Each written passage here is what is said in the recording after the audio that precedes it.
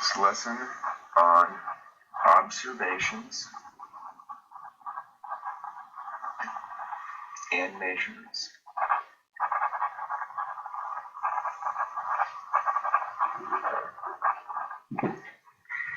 You have two types of observations, qualitative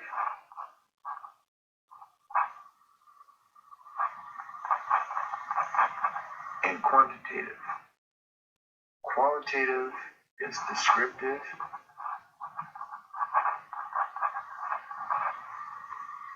using words.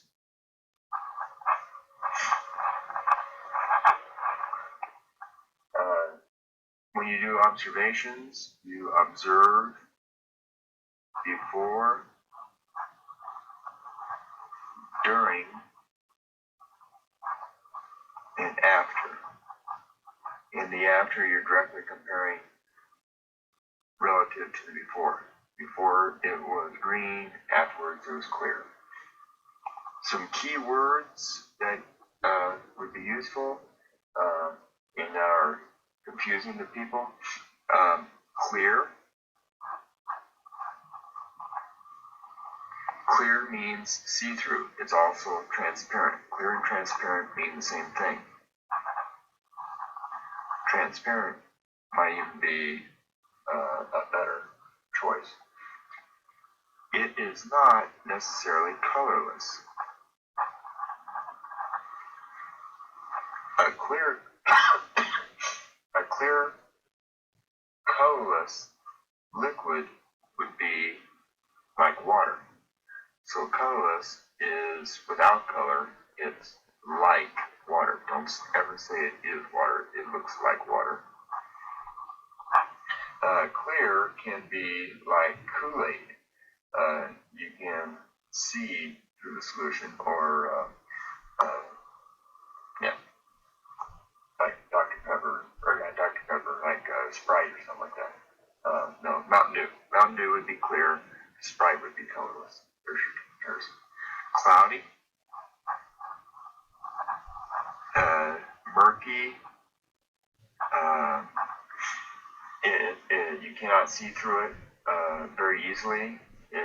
It's like particles or small particles in there. And then there's opaque, which means you cannot see through it at all. It blocks all vision. So cloudy, you can kind of see through it. Murky, opaque, absolutely cannot see through it at all. Quantitative,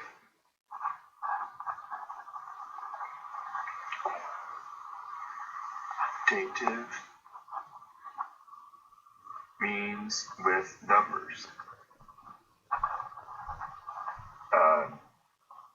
Many measurements in chemistry and science are number relationships, length, width, size, mass. We use the SI system, which is Système International, which is French for international system. There are seven defined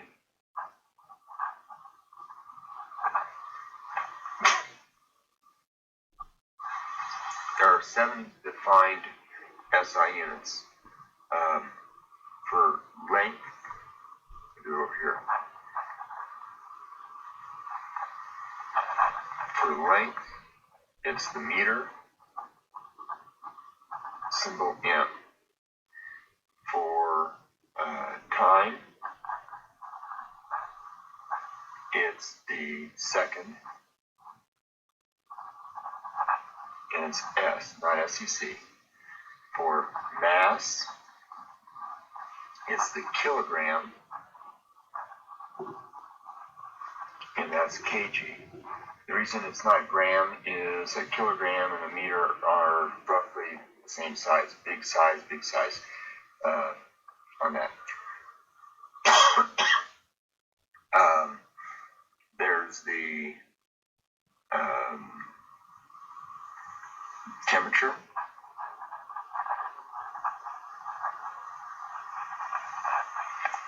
which is Kelvin,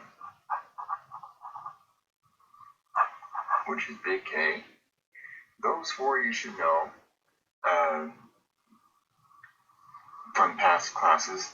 The next three you may or may not know.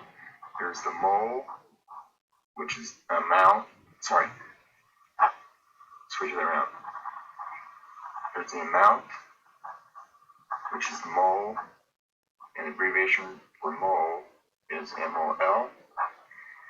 There is the current, electrical current, which is the ampere, and that's a big A or AMP, and brightness, which is the candela, which is CD. These are the base units. These are defined. These are like axioms or postulates in math. All other types of numbers are multiplications or divisions working with this. Like area. Area is meters times meters, so it's meters squared. Speed is meters per second, so it's meters divided by second. So you got all these different things like that to do it. So these are the base units.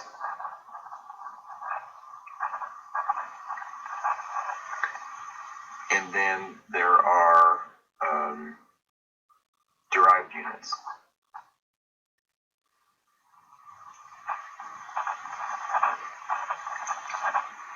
Units which are made up of the defined units in usually a math equation from an equation. Like speed is distance divided by time. So the derived unit is meters per distance, seconds per time. What type of instrument you use for a quantitative measurement is important. You gotta match the instrument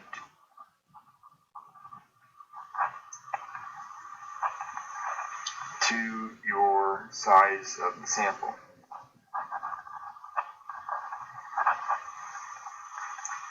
You do not want to use a bathroom scale to measure clothespins.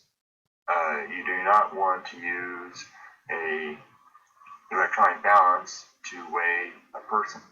Like a lab balance to weigh a person. You got to match up the things that they have. A smaller sample requires more care.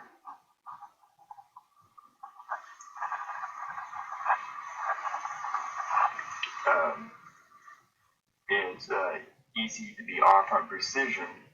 Your repeatability can be off if you have a small sample. So generally you try to do the largest sample as possible if you want to be very precise, but cost and time also plays a role in there.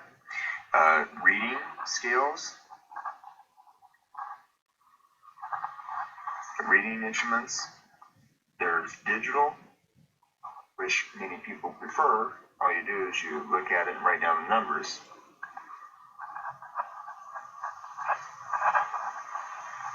Write down your value. And then there's analog. Analog is like a dial clock. It's like a ruler or a meter stick.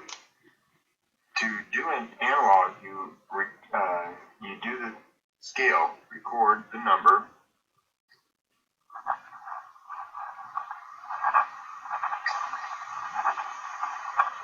plus 1 estimated or guessed digit.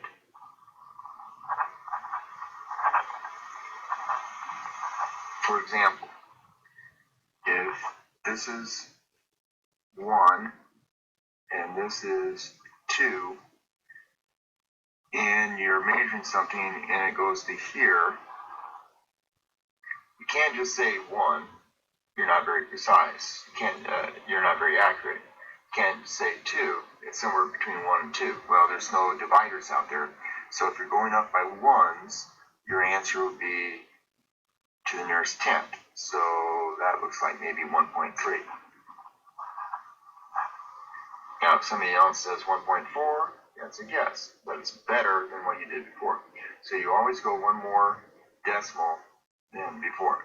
If this was 0.1 and 0.2, then be 0.13. If the scales went up by tenths, you record it to the nearest hundredths. If the scales goes up by hundreds, you record it to the nearest thousands. If you are measuring something